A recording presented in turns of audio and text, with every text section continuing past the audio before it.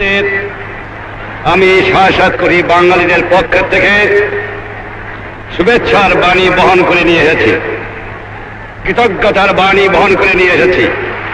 আমি আপনাদের যদি কৃতজ্ঞতা জানাতে চেষ্টা করি অন্যায় করা হবে। পাকিস্তানের নর পশুর দল, পাকিস্তানের সামরিক বাহিনীর দল আমার 7 কোটি মানুষের উপর যে অত্যাচার করেছে, দুনিয়ার ইতিহাসে তার কোনো জায়গাতে তা তুলনা হয় না।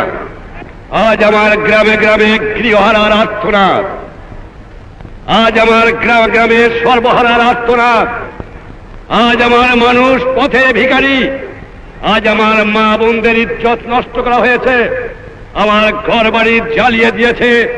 আমার 1 কোটি লোক দেশ ত্যাগ করে ভারতে আশ্রয় নিয়েছিল।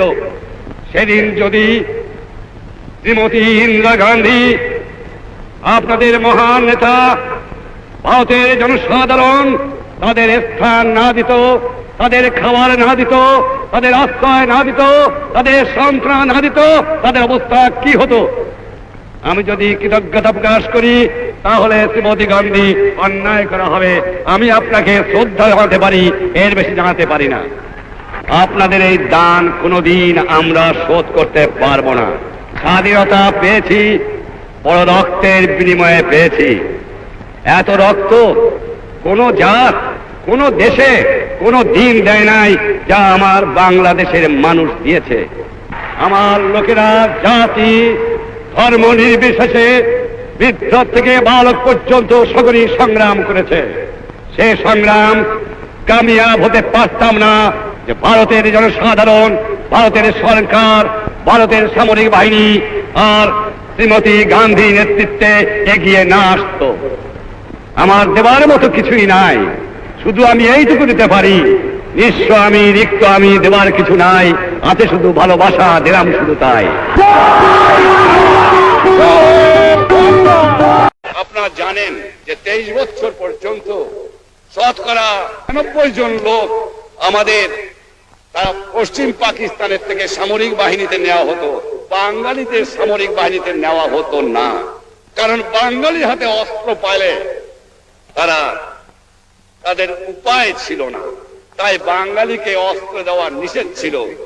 আর আমি আপনাদের এই আশ্বাস দেবার পারি যে বাংলাদেশ 4টে স্তম্ভের উপর চলবে: জাতীয়তাবাদ, সমাজতন্ত্র, গণতন্ত্র আর ধর্ম নিরপেক্ষ রাষ্ট্র। এর মধ্যে কোনো কিন্তু নাই, এর মধ্যে কেউ হাত লাগাতে পারবে না। এটা সোজাসুজি আমরা করব।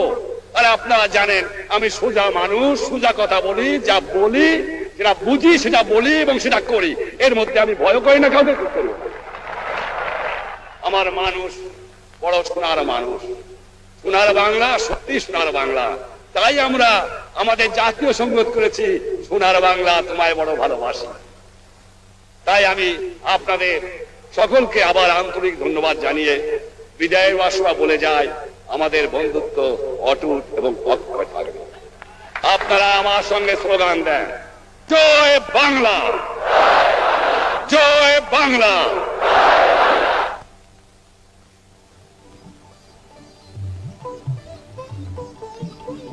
জনসভা শেষে উভয় প্রধানমন্ত্রী ব্রিগেড প্যারেড গ্রাউন্ড ত্যাগ করলেন।